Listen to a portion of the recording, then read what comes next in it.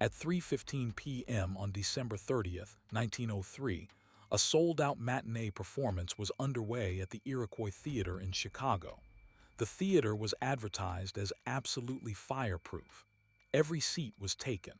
Hundreds more stood in the aisles and at the back of the balcony. The show was a lavish musical comedy called Mr. Bluebeard. Families had brought their children for a holiday afternoon outing. The audience was laughing, clapping, and completely unaware that the building around them was about to become a death trap. At 3:17 p.m. backstage, a spotlight operator adjusted an arc light. It was a high-intensity lamp used to project a beam onto the stage. A spark jumped from the light. It landed on a muslin curtain that hung near the stage floor. The curtain was made of thin cotton and had been painted with flammable scene paint. Within seconds, the fabric was burning. The flame ran up the curtain into the fly loft, where dozens more painted drops, backdrops, and wooden scenery pieces were stored. The fire moved fast. Stage crews spotted the flames. They tried to pull down the asbestos curtain designed to seal the stage off from the auditorium. That curtain was supposed to be fireproof. It was made of woven asbestos, a material that resists flames. But when the crew pulled the release, the curtain came down only partway. It snagged on a wire or a piece of scenery that had been left in the way. It jammed about 8 feet from the floor, leaving a gap the width of the stage. Through that gap, heat and smoke and fire poured into the crowded auditorium. At 3:19 p.m., the audience saw smoke. Some thought it was part of the show. Then they saw flames licking above the proscenium arch. Panic began. People stood up. They screamed. They pushed toward the exits. The theater had 6 main exits on the main floor, 2 on the balcony and 2 in the gallery, but many of those doors opened inward. As the crowd pressed against them from the inside, the doors could not be pulled open. The force of the panicked mass sealed them shut. Other doors were locked. They had been chained from the inside or bolted to prevent anyone from sneaking in without a ticket. The management had considered fire risk low because the building was steel and brick. They prioritized revenue over safety. Some exit doors were hidden behind draperies. Some led to dead ends or narrow stairways that could not handle the flow of people. At 3:22 p.m., the main floor was already filling with smoke so thick that people could not see the exits. The gas lights in the auditorium began to go out as the fire consumed oxygen. The emergency lighting, also gas-powered, failed in the same way. The theater went dark. In the blackness, people fell over seats. They were trampled. The balcony became a crush zone. Many jumped from the balcony rail to the main floor below, trying to escape. Others climbed out of windows onto Franklin Street, but the windows were small and high. By 3:30 p.m., fire crews had arrived.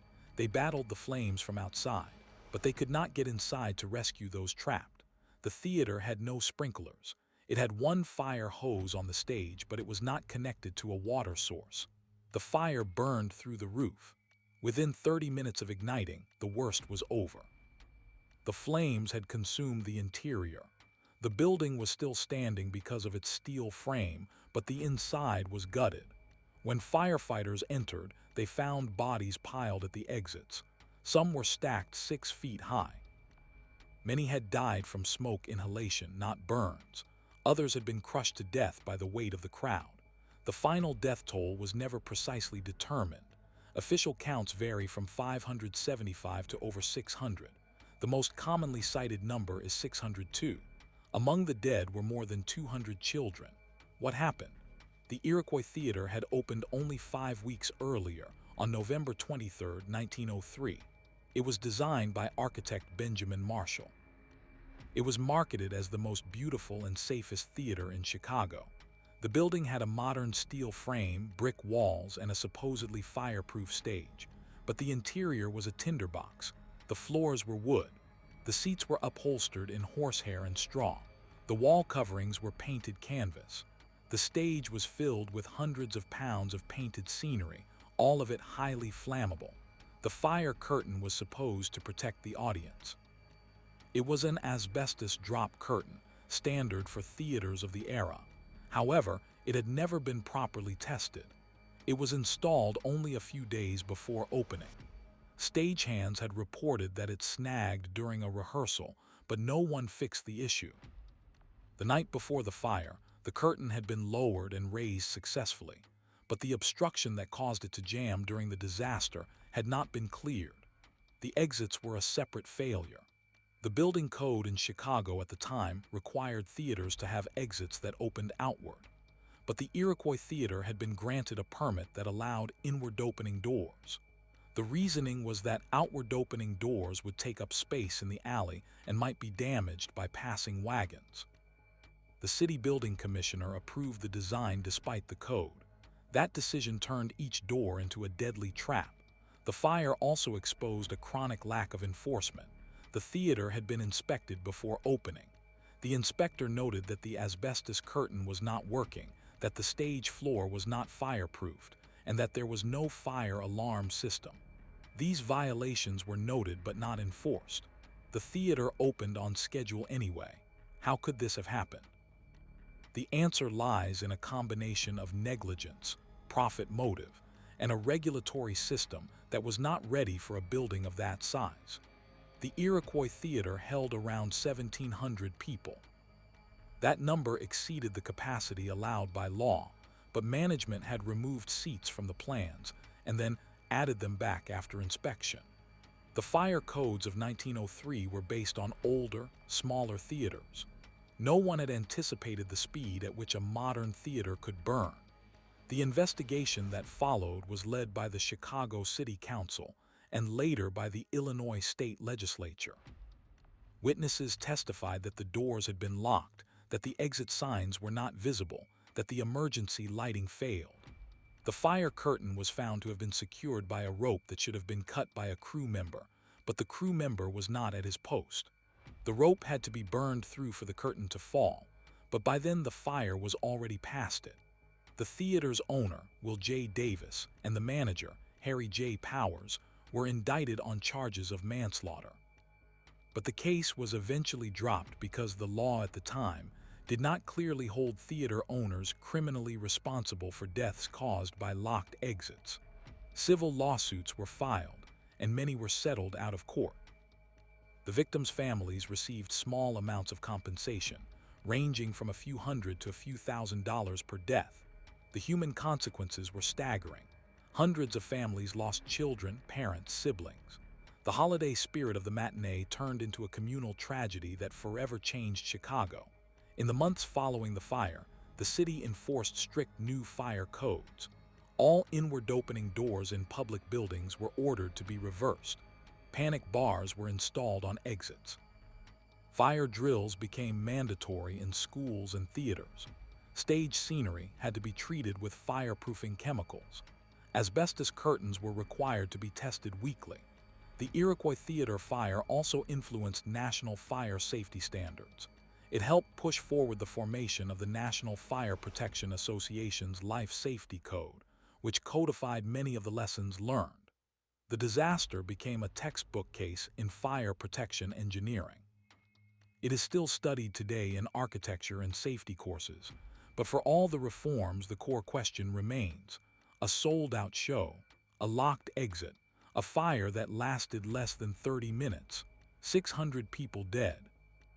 The patterns that led to that day are not unique to 1903. They repeat wherever profit is placed above safety, wherever regulations are weak or unenforced, wherever complacency convinces people that risk is someone else's problem. In the weeks following the fire, Chicago was a city in mourning. The holiday season had been shattered. Families gathered not for celebration but to identify the dead. Makeshift morgues were set up in the basement of the Marshall Field department store and at the Cook County morgue. Bodies arrived in wagons. They were laid out in rows on the floor. Thousands of people lined up to search for loved ones. The smell of smoke and charred cloth hung in the air. Many bodies were unrecognizable. Some were identified only by clothing, jewelry, or dental work. More than 200 children were among the dead. The city held a mass funeral on December 31st, 1903. The streets were lined with mourners. Flags flew at half-mast. The mayor declared a day of mourning. But the grief was only the beginning of a long reckoning. At 9 a.m. on December 31st, 1903, the Chicago City Council convened a special session. The purpose was to investigate the fire. The council formed a committee of 7 aldermen. They began taking testimony the same day. Witnesses were called one after another. The hearings were held in the council chambers, crowded with reporters and angry citizens. The first witnesses were firefighters. They described arriving at 3:30 p.m. and finding the building fully involved. They had tried to force open the main doors, but the inward opening doors were blocked by bodies from the inside. They smashed windows and cut through the iron gates on the alley exits. By the time they got inside, most of the victims were already dead. Then came theater employees. A stagehand named William McMullen testified that he had warned management about the fire curtain weeks before the disaster. He said the curtain had snagged during a rehearsal on the morning of the fire. He told the stage manager, but no action was taken. Another stagehand, John Cummings, said the same. The curtain was controlled by a rope that ran to a hook on the stage wall. When the fire started, the stage manager was supposed to cut the rope with a knife kept nearby, but the knife was missing. Cummings had to burn through the rope with a match. By then, the flames had already climbed the scenery and jumped the proscenium. The asbestos curtain dropped, but it jammed 8 feet above the floor.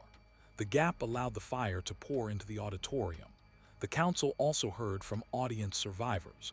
A man named Charles E. Smith testified that he had been sitting in the balcony near the rear exit. He said the door was locked. He and others beat on it. No one came. They finally broke the door open by throwing their bodies against it. The door swung outward. That was one of the few exits that had outward opening hinges. Smith and a group of about 50 people escaped down a narrow staircase. Many others in the balcony were not so lucky. They piled up at the doors that opened inward. The building commissioner, Charles V. Barrett, was called to testify. He had approved the theater's plans despite the violation of the inward opening doors. Barrett said he had allowed the design because the theater was absolutely fireproof in construction. He also said he had not inspected the theater after it opened. He relied on his assistant. The assistant, a man named George W. Jones, testified that he had inspected the theater on November 25, 1903, 2 days after it opened. He noticed that the asbestos curtain was not working, that the stage floor had not been fireproofed, and that there were no fire alarms. He wrote a report, but he did not order the theater closed. He said he had hoped the problems would be fixed voluntarily. They were not. The council hearings lasted for months. They produced over 3,000 pages of testimony. The evidence painted a clear picture. Every safety system had failed. The fire curtain was defective. The exits were inadequate and many were locked. The emergency lighting was gas-powered and failed when the oxygen was consumed. There were no sprinklers. The stage had no automatic fire door. The building had been designed for speed and profit, not safety. The owners had saved money by using cheap materials and avoiding fireproofing. On January 11, 1904, the grand jury indicted the theater's owner, Will J. Davis, and the manager, Harry J. Powers, on charges of manslaughter. The charges alleged that they had caused the deaths by locking exits and failing to maintain the fire curtain. The trial began in March 1904. The courtroom was packed. The prosecution called witness after witness. The defense argued that the fire was an accident and that the owners had not intended to harm anyone. They also argued that the building code at the time was vague and that no clear standard for exit doors existed. The trial lasted 3 weeks. The jury deliberated for only a few hours. They returned a verdict of not guilty. The reason was not that the defendants were innocent, but that the law did not clearly hold them criminally responsible. The judge instructed the jury that they must find criminal intent, not just negligence. The jury believed that locking exits was negligent, but not criminal. The verdict caused public outrage.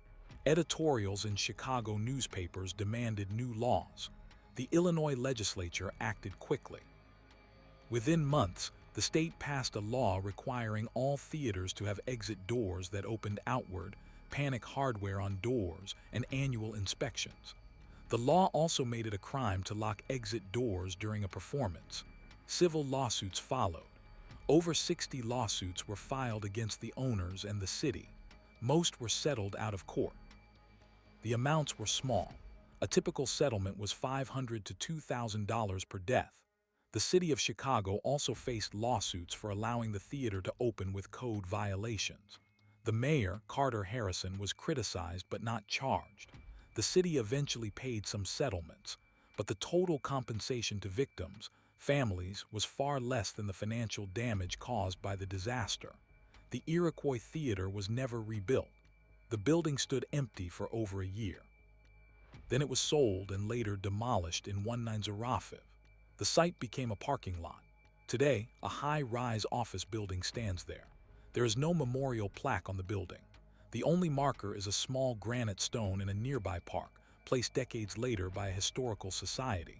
But the fire left a permanent mark on Chicago's physical landscape. In the years after 1903, the city enforced strict new fire codes. Every theater in Chicago was inspected. Hundreds of exit doors were reversed. Panic bars were installed. Fire drills became mandatory in schools and theaters. Theaters were required to have firemen stationed in the wings during performances.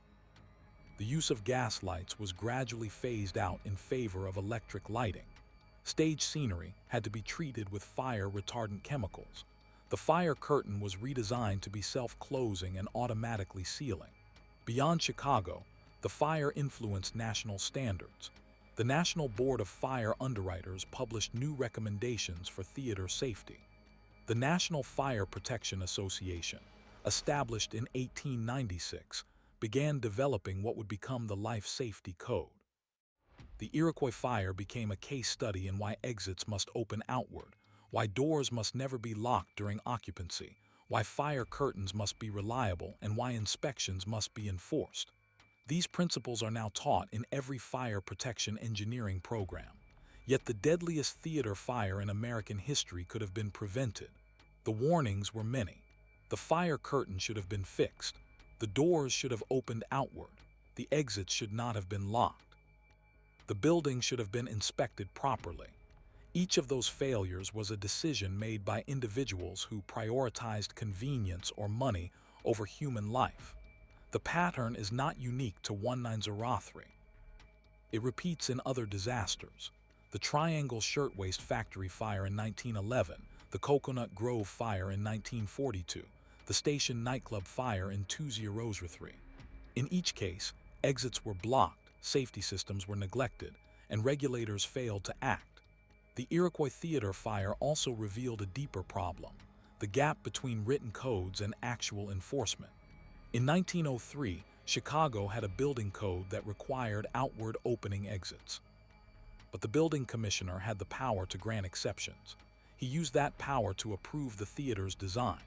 That exception was not a technicality. It was a death sentence. The code was only as good as the willingness to enforce it. The same is true today. Every jurisdiction has fire codes, but inspections may be infrequent, penalties may be weak, and buildings may operate for years with violations that are never corrected. The human beings who died in the Iroquois fire were not numbers. They were parents, children, teachers, office workers, and students. One of the victims was a 13-year-old boy named Charles Loth.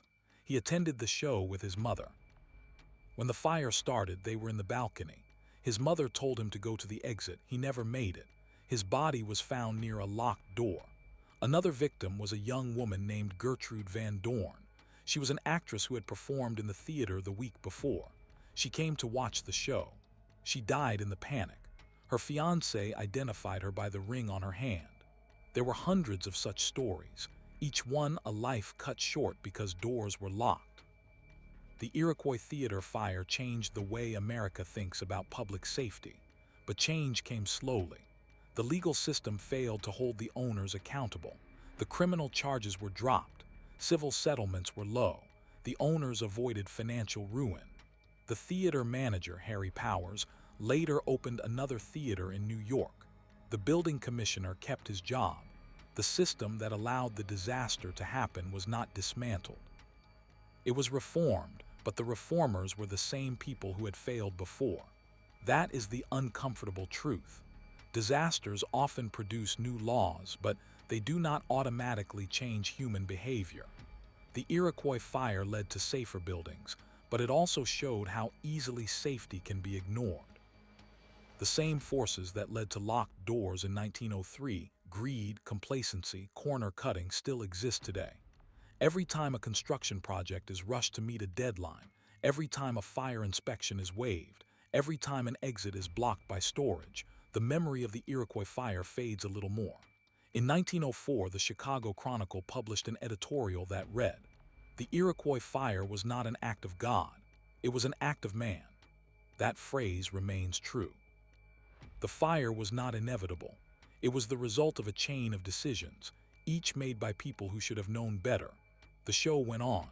The doors remained locked. The fire curtain did not fall. 600 people died.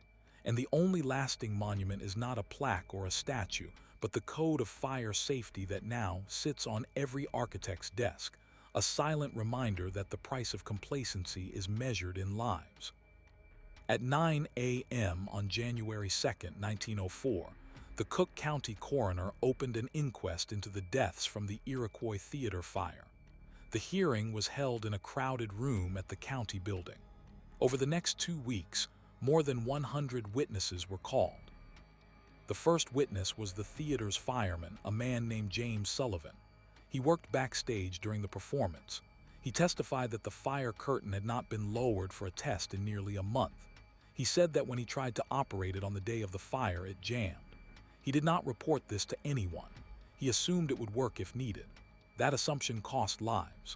The coroner's jury heard testimony from stagehands, actors, audience members, and city inspectors.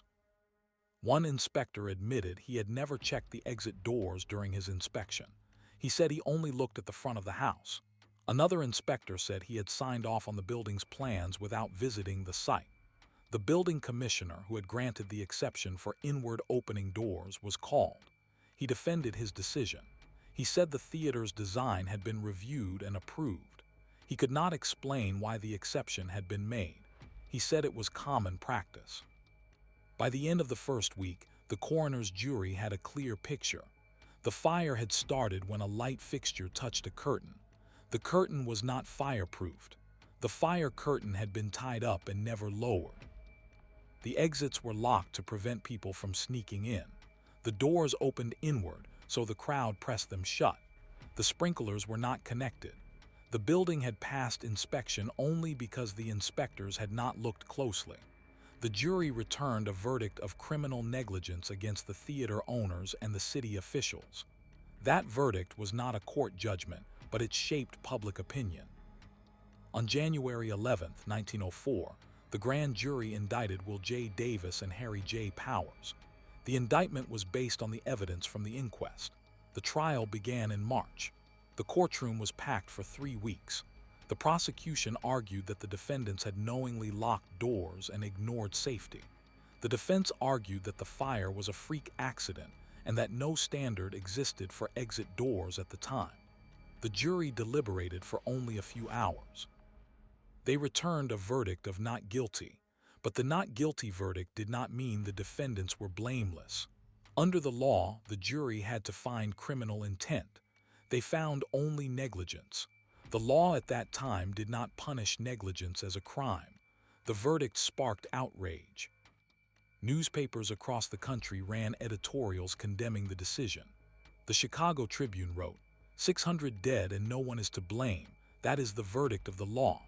The public anger pushed the Illinois legislature to act. Within months, the state passed the Iroquois fire law. It required outward opening doors on all theaters, panic hardware, automatic fire curtains, and annual inspections. It made locking exits during a performance a felony. The law was signed on May 5, 1904. It was the first of its kind in the United States, but the law did not bring back the dead. The families of victims filed over 60 lawsuits. Most were settled out of court. The settlements were small. The average payment was about $1,000 per death. Some families received nothing. The owners avoided financial ruin. Davis and Powers returned to business. Powers later managed another theater in New York. The building commissioner remained in office. The city of Chicago faced civil liability and paid some settlements, but no official was ever held personally accountable. The Iroquois Theater itself was never rebuilt. It stood empty for a year, a charred shell. In 1905, it was demolished. The land became a parking lot. In the 190s, an office building was constructed on the site. Today, that building is still there at 22 West Randolph Street. There is no plaque, no memorial. The only marker in the city is a small granite stone in a park at the corner of Michigan Avenue and Randolph Street, placed decades later by a historical society. The stone is easy to miss, yet the fire transformed American fire safety. In the years after 1904, every theater in Chicago was inspected. Hundreds of doors were reversed. Panic bars were installed. Fire drills became mandatory in schools and theaters. The use of gas lights was phased out. Stage scenery required fireproofing. Fire curtains had to be tested regularly. The National Board of Fire Underwriters published new standards. The National Fire Protection Association used the Iroquois fire as a case study for what would become the Life Safety Code. Those principles are now taught in every fire protection engineering program. But the change was not immediate. In 1906, a fire at the Randolph Street Opera House in Chicago killed 2 people. That fire also involved a locked exit. The lesson had to be learned again. In 1911, the Triangle Shirtwaist Factory fire in New York City killed 146 workers. The exits there were locked to prevent theft and union organizing. That fire led to workplace safety laws. In 1942, the Coconut Grove nightclub fire in Boston killed 492 people. The exits were blocked and doors opened inward. That fire led to national model building codes. In 2003, the Station nightclub fire in Rhode Island killed 100 people. The exit door was locked and the building had no sprinklers. That fire led to stricter fire codes for public spaces. Each of these fires followed the same pattern. Exits were blocked. Safety systems were ignored. Inspections were superficial. The Iroquois fire was not an isolated event. It was a template. The human cost of the Iroquois fire is still difficult to measure. Many of the victims were young. A large number were women and children. The matinee audience on December 30th included many families. One mother lost all 3 of her children. Another woman was killed while shielding her daughter. The daughter survived. She later testified at the inquest. She was 9 years old. She described the crush of bodies and the darkness. She said she did not know her mother was dead until a stranger helped her outside. The identification of the bodies took weeks. The bodies were taken to a temporary morgue set up in the city's abandoned post office. Families lined up to claim their loved ones. Many bodies were burned beyond recognition. Some were identified by jewelry, shoes, or clothing. Dozens of bodies were never claimed. They were buried in a common grave at Waldheim Cemetery. The city held a public funeral for the unidentified dead. Thousands of people lined the streets. The coffins were carried on horse-drawn hearses. It was one of the largest funeral processions in Chicago history. The fire also changed journalism. Reporters from the Chicago Tribune, the Chicago Daily News, and other papers covered every detail. Their stories pressured officials to act. The coverage was relentless. It exposed the incompetence of the building commissioner and the greed of the owners. The public anger was fueled by these reports. In a way, the press served as the real jury. They convicted the owners in the court of public opinion. How could this have happened? The simplest explanation is that the systems for safety were not in place, but there is a deeper answer. The Iroquois fire was not caused by a single failure. It was caused by a series of failures that lined up like dominoes. The light fixture should have been shielded. It was not. The curtain should have been fireproofed. It was not. The fire curtain should have been ready. It was jammed. The exits should have been unlocked. They were locked. The doors should have opened outward. They opened inward. The building should have been inspected. It was not. The officials should have enforced the code. They did not. Each of those failures was avoidable, but together they created a death trap. The Iroquois fire also exposed a deeper truth about safety. Safety is not just a set of rules, it is a culture that values compliance over profit, a culture that rewards inspectors who do their job, a culture that punishes negligence. In 1903, Chicago did not have that culture. It had a building code that could be waived. It had inspectors who wanted to keep their jobs. It had owners who wanted to save money. The culture allowed the fire to happen. That culture did not change overnight. The new law of 1904 was a start, but it took years to enforce.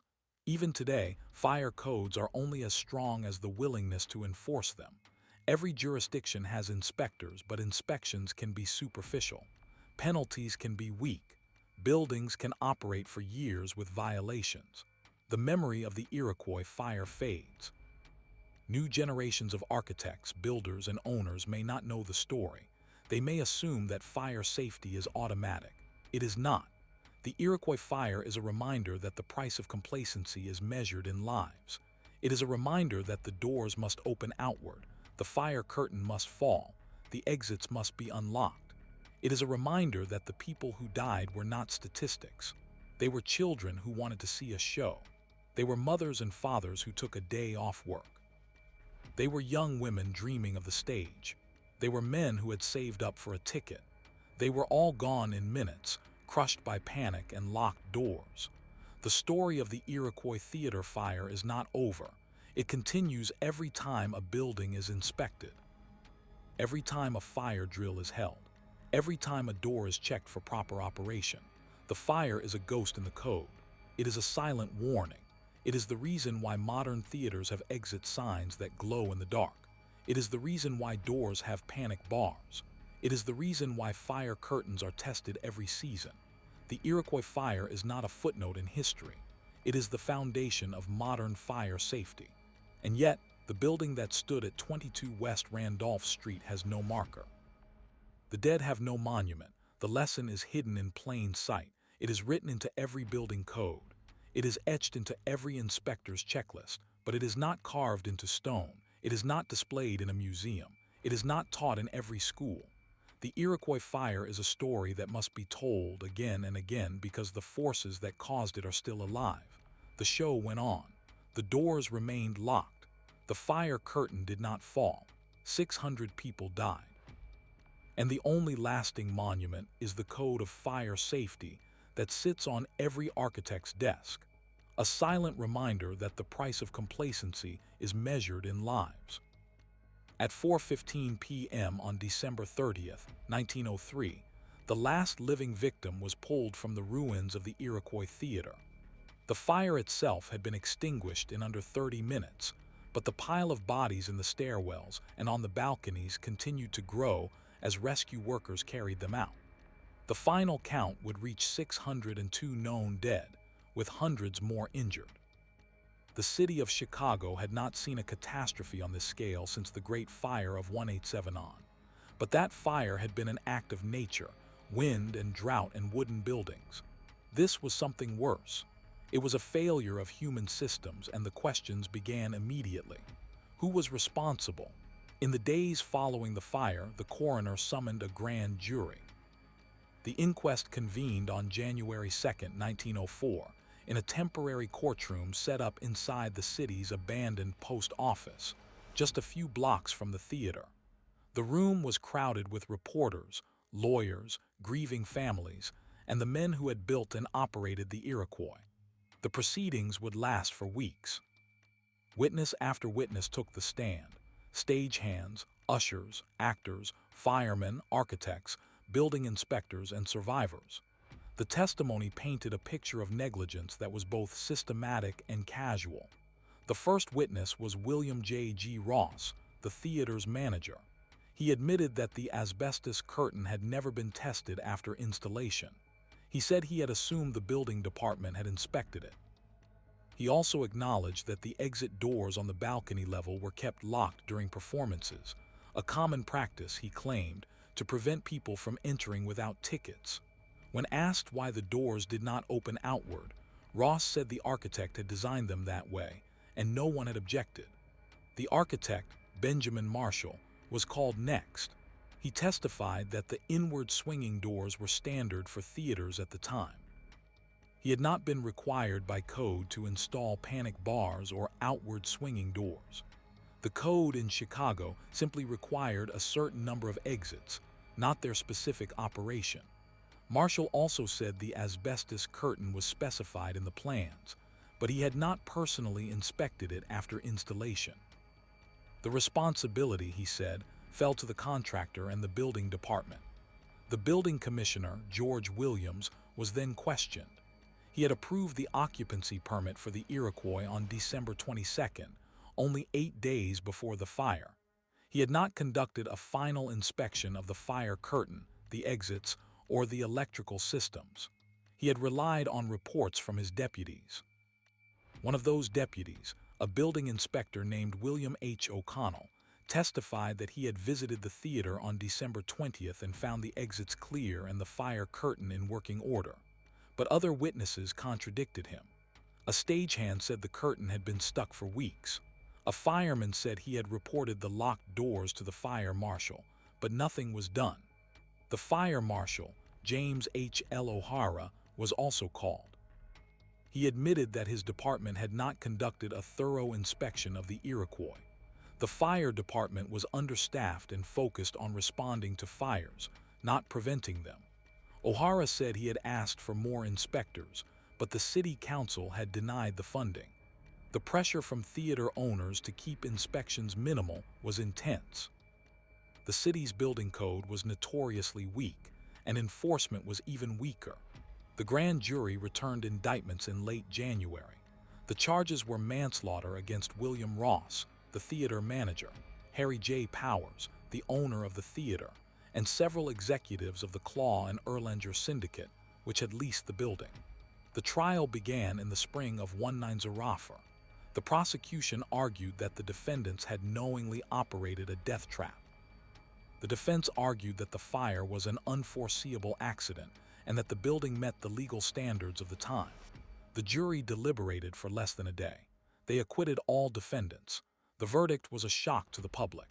The front page of the Chicago Tribune the next morning read, "Not guilty, the Iroquois murderers go free." The editorial that followed was scathing. It accused the jury of being intimidated by the power and money of the theater syndicate.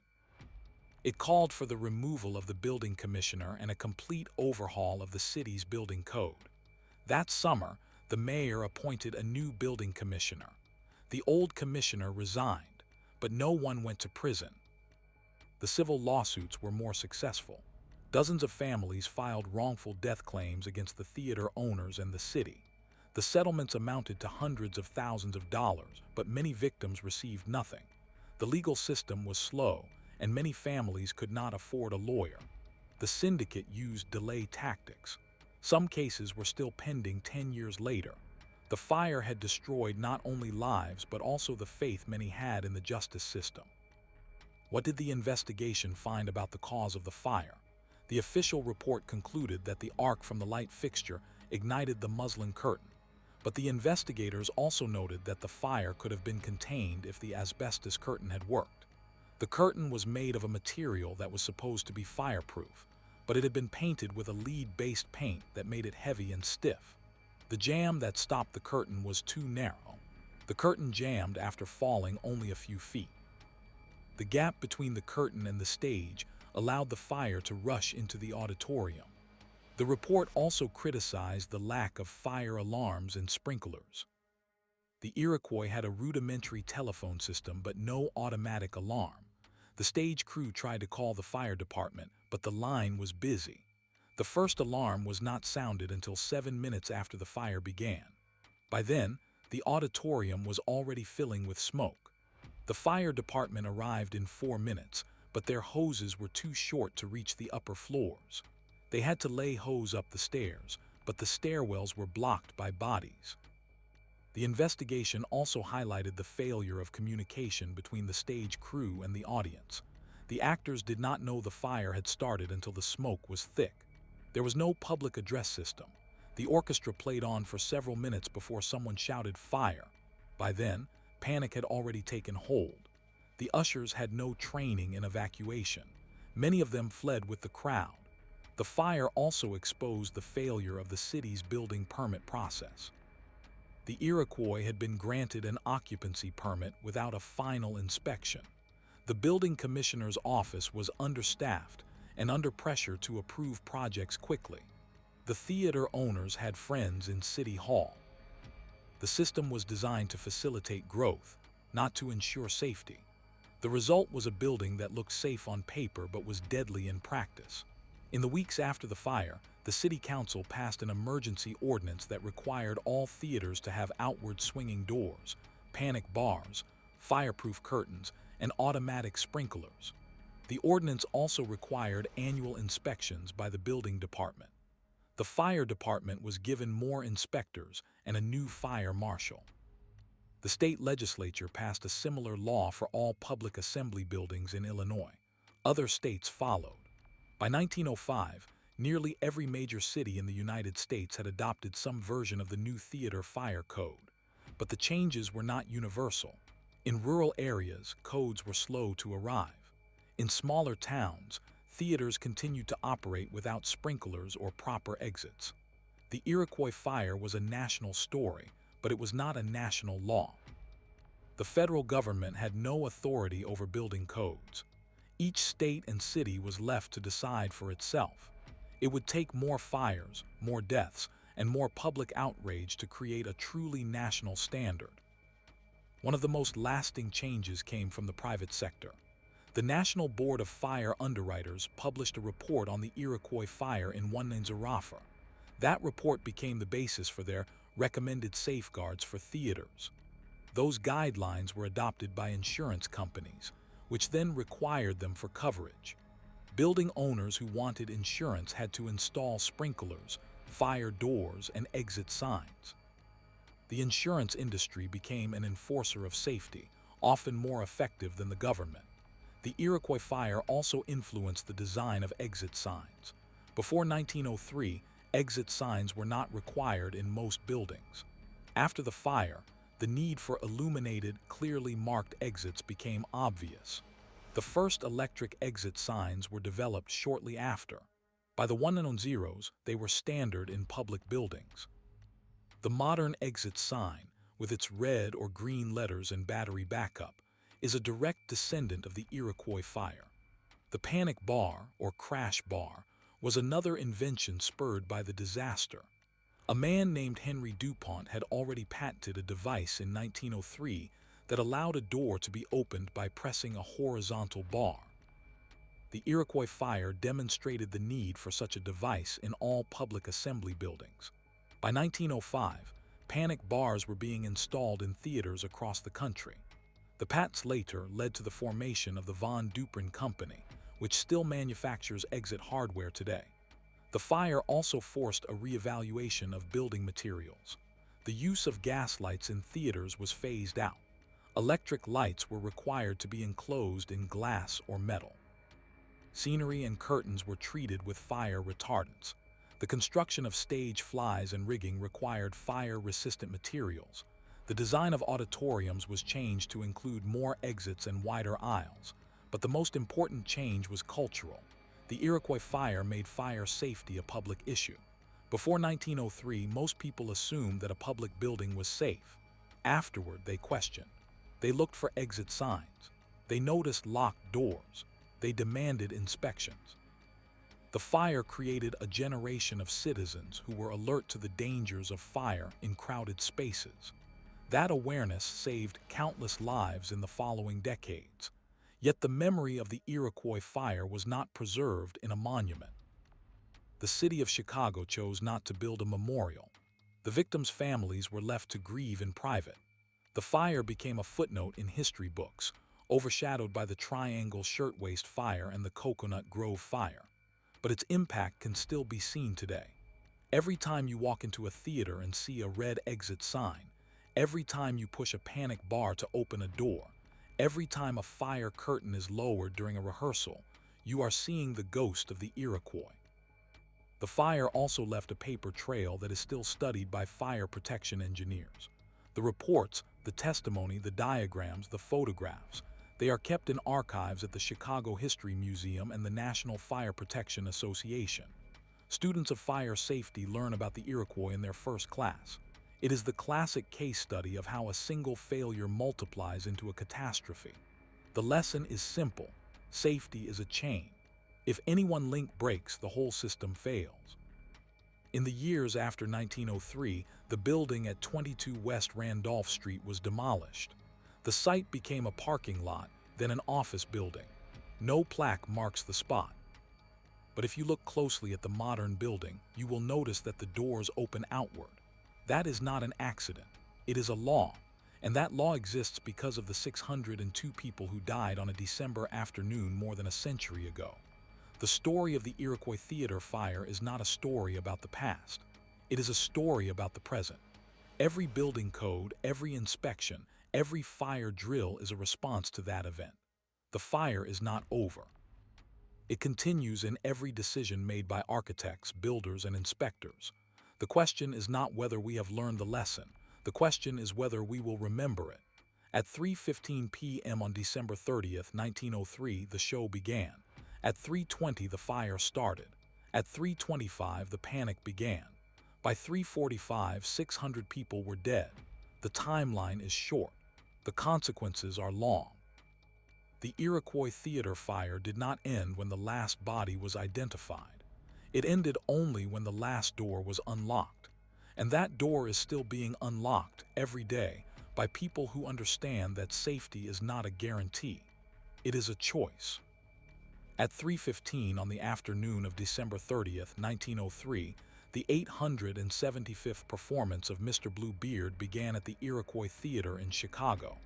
The theater was sold out. Every seat was filled. There were more than 1,700 people inside. By 3:45, 602 of them were dead. That was the final count. But the final count was not the end of the story. The end of the story came later, in courtrooms, in legislative chambers, in the offices of insurance adjusters, and in the quiet homes of families who never again went to the theater. What happened after the bodies were removed? The immediate aftermath was chaos. The city morgue was overwhelmed. Temporary morgues were set up in the basement of the Marshall Field Department store and in the armory on Washington Boulevard. Families walked through rows of bodies, searching for loved ones. The identification process took days. Some bodies were burned beyond recognition. Others had died from smoke inhalation, with no visible marks. The coroner's office used personal effects, clothing labels, and dental records to identify the victims. It was the first mass disaster in Chicago that required such systematic identification. The methods developed then would be used again in later fires, in train wrecks, in plane crashes. On December 31st, 1903, the day after the fire, the Cook County coroner impaneled a grand jury. The investigation began immediately. The grand jury heard testimony from witnesses, from theater employees, from city officials, from the architect, from the fire chief. The testimony revealed a pattern of negligence that went far beyond a single night. The first person indicted was the theater building manager, John S. Hall. He was charged with manslaughter for locking the exit doors. The grand jury also indicted the theater architect, Benjamin Marshall, for designing a building that violated the city's own fire ordinances. They indicted the building commissioner, William H. H. B. B. B. B. B. B. B. B. B. B. B. B. B. B. B. B. B. The record is unclear. What is clear is that no one went to prison. The cases were delayed, moved to different courts, dismissed on technicalities, or settled out of court. The legal system was not equipped to handle a disaster of this scale. The owners of the Iroquois Theater were protected by corporate structures. The individual defendants were protected by the difficulty of proving criminal intent. The fire was a tragedy. The law treated it as an accident, but the law did change. In February 1904, the Illinois state legislature passed the Iroquois Theater Fire Act. The act required all theaters in the state to have outward swinging doors, panic bars, fire-resistant curtains, automatic sprinklers, and electric exit signs. It also required annual fire inspections. The act was the first comprehensive theater fire safety law in the United States. It became a model for other states. In Chicago, the City Council passed a new building code that required all new public buildings to be constructed with fire-resistant materials. The code also required that all theaters have a minimum number of exits based on the seating capacity. The formula used was simple: one exit for every 150 people. That formula is still used in modern building codes. The fire also led to the creation of the Chicago Fire Prevention Bureau. The Bureau was given the authority to inspect all public buildings and to order immediate closures if safety violations were found. The first chief of the Bureau was a man named John J. O'Connor, who had been a firefighter during the Iroquois fire. He had seen the bodies. He had carried them out. He did not compromise. How could this have happened? The question is asked at every stage of the investigation. How could a theater that had been advertised as fireproof burn to the ground in 20 minutes?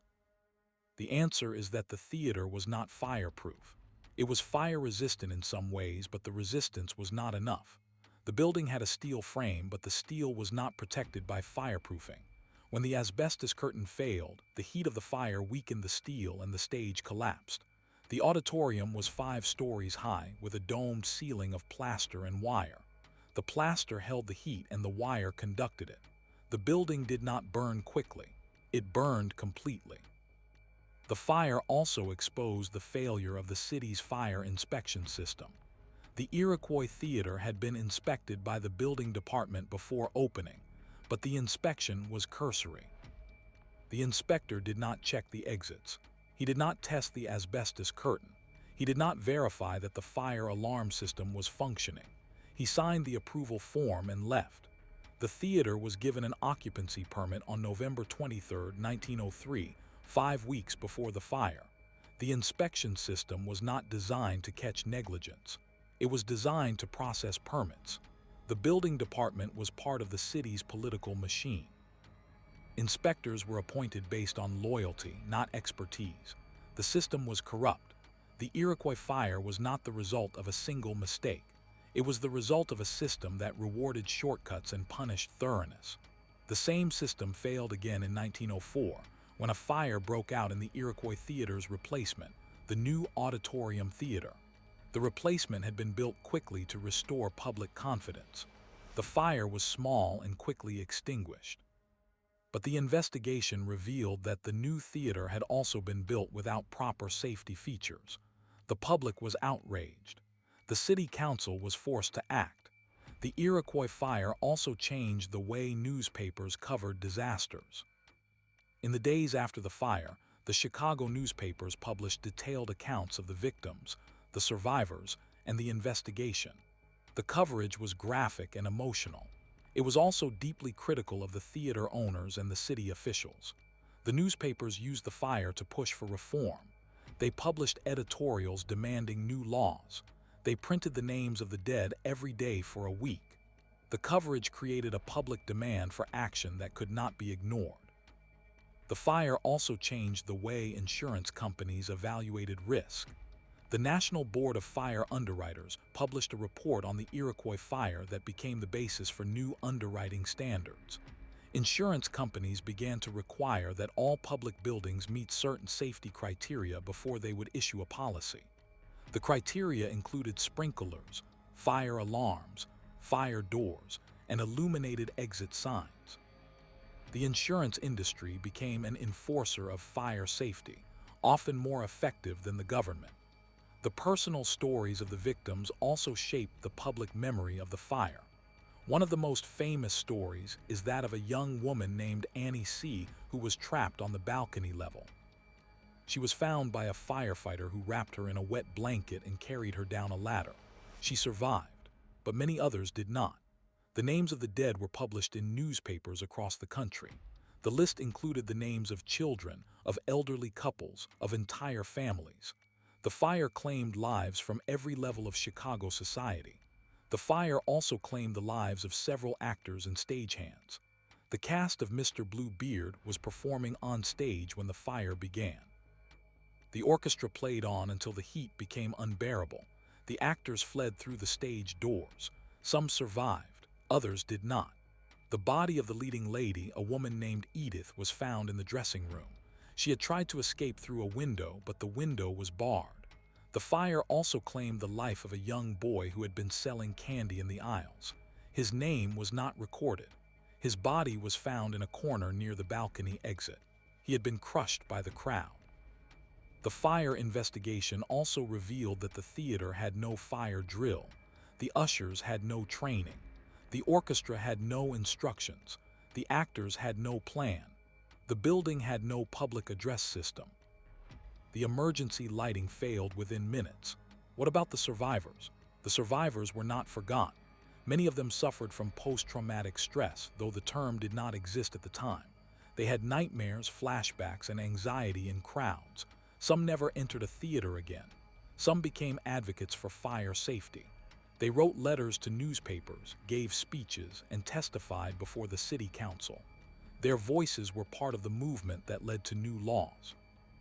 One survivor, a man named William J., was trapped on the balcony level for 40 minutes.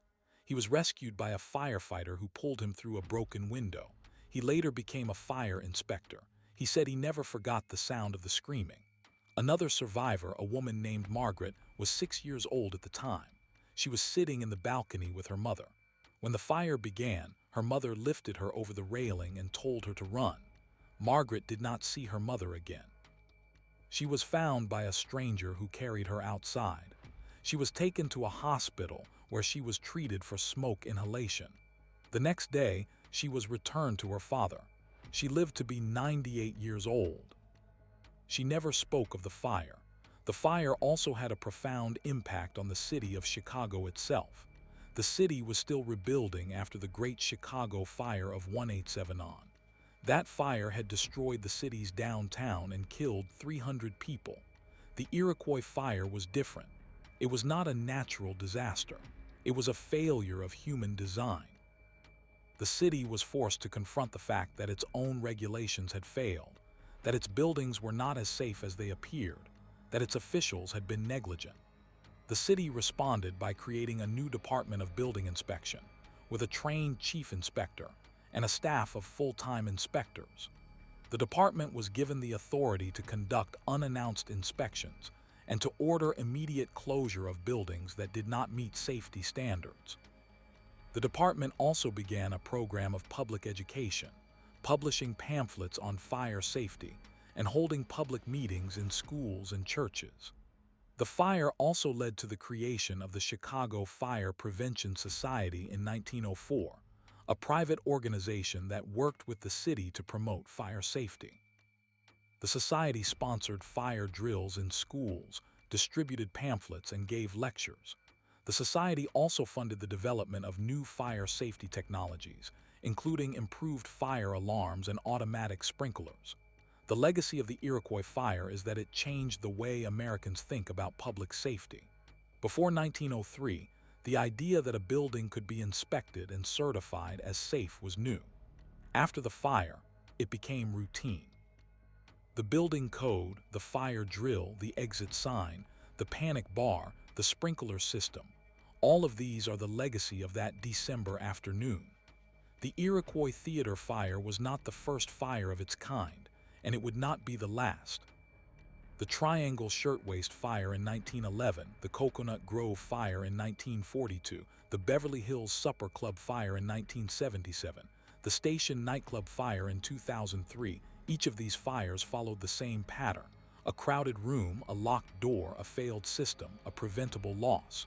The names change, the numbers change, but the pattern remains. The Iroquois fire is the first of those fires to be studied in detail. It is the template. It is the case that showed the world what happens when safety is ignored. It is the story that every fire prevention officer knows by heart. At 3:15 on December 30th, 1903, the curtain rose on Mr. Bluebeard. At 3:45, 600 people were dead. The fire lasted 30 minutes. The lesson lasted a century, and it is still not learned. In 2003, the Iroquois Theater fire was named one of the 10 deadliest fires in American history. In 2013, a fire in a nightclub in Brazil killed 242 people. The exit doors were locked. The fire curtain was missing. The building had no sprinkler system. The fire is not over. It is still burning. It is still teaching. It is still waiting for us to look at the exit sign and ask the question, is it unlocked? The Iroquois Theater fire happened more than 120 years ago. The victims are dead. The theater is gone. The laws have been written. But the question remains. The question is not whether we remember. The question is whether we act. At 3:45 p.m. on December 30th, 1903, the fire was already out. But the investigation had just begun. Firefighters were still pulling bodies from the balcony. The heat had been so intense that the metal railings were warped. The air inside the theater was thick with smoke and the smell of burnt fabric. The first reporters arrived before the last victims were removed. What happened next was not just an inquiry. It was a reckoning. The coroner's jury convened on January 2nd, 1904. The jurors were citizens of Chicago, not experts. They heard testimony from survivors, from ushers, from actors, from the theater manager, from the architect, from the city building commissioner. Over 18 days, they listened to more than 100 witnesses. They examined the building plans. They inspected the rubble. They studied the locked exit doors and the broken fire curtain. The jury returned a verdict on January 13th. They found that the deaths were caused by criminal negligence. They named the theater owners, the architect, and the city building commissioner as responsible. They said the building had been constructed without proper fire escapes, without a working fire curtain, without adequate exits, and without any oversight. They said the city had failed to enforce its own ordinances. They said the theater had been a death trap from opening night. The grand jury then indicted several individuals. The theater owners were charged with manslaughter. The architect was charged with criminal negligence. The building commissioner was charged with willful neglect of duty. But the trials were slow. The legal system was not designed to handle a disaster of this magnitude. The first trial did not begin until 1905. By then, public anger had cooled. The defendants hired the best lawyers. The charges were reduced. Some were dropped. In the end, no one served a day in prison. One defendant, the theater manager, was convicted of manslaughter and sentenced to 1 year in prison. The conviction was overturned on appeal. The court ruled that the evidence did not prove that he alone was responsible. The fire, the court said, was the result of many failures, not one. The message was clear.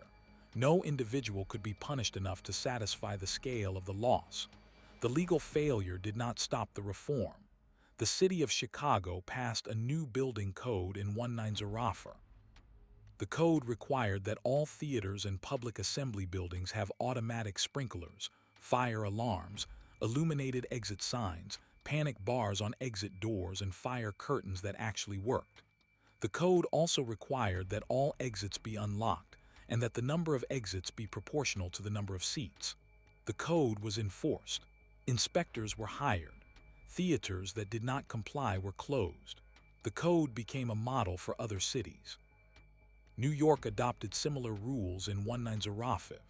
Boston followed in 1906. By 1910, most major American cities had building codes that included the lessons of the Iroquois fire. But the fire did not only change building codes, it changed the culture of safety itself. Before the Iroquois fire, fire prevention was a matter of common sense, not law. After the fire, it became a matter of regulation. The idea that a building could be certified as safe by a government inspector was new. The idea that the public had a right to assume that a theater was safe was new.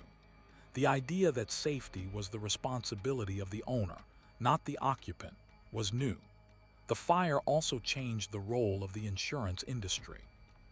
After the Iroquois disaster, insurance companies began to refuse coverage to buildings that did not meet specified safety standards. They hired their own inspectors. They published their own recommendations. They refused to insure any theater without a fire curtain that met certain specifications. The insurance industry became an enforcer of safety, often more effective than the government. The fire also changed the way firefighters operated. The Chicago Fire Department had not been trained to handle a theater fire. They had no ladders tall enough to reach the balcony windows. They had no masks to protect against smoke. They had no communication system with the building. After the fire, the department created a special rescue unit for high-rise buildings and theaters. They purchased aerial ladders and smoke helmets. They developed fire drills for public buildings. They began to plan for emergencies instead of just reacting to them. The Iroquois fire also changed the way architects designed theaters. Before the fire, theaters were built with ornate decorations and narrow aisles. The exits were hidden. The balconies were steep. The seats were packed. After the fire, architects designed theaters with wide aisles, visible exits, and shallow balconies. The fire curtain became a standard feature. The seats were spaced farther apart. The doors opened outward. The signs were illuminated. The fire also changed the way the public thought about safety. Before the fire, people did not check the exits when they entered a theater. After the fire, they did. The phrase, "know your exits," entered the language. The fire became a cautionary tale that parents told their children. The story was taught in schools. The image of the locked exit door became a symbol of negligence. But the fire did not change everything. The Iroquois Theater fire was not the last great theater fire. In 1908, a fire in the Rhodes Opera House in Boyertown, Pennsylvania, killed 170 people. The exit doors opened inward. In 1911, the Triangle Shirtwaist Fire killed 146 garment workers. The exit doors were locked. In 1942, the Coconut Grove Fire killed 492 people. The exit doors were revolving.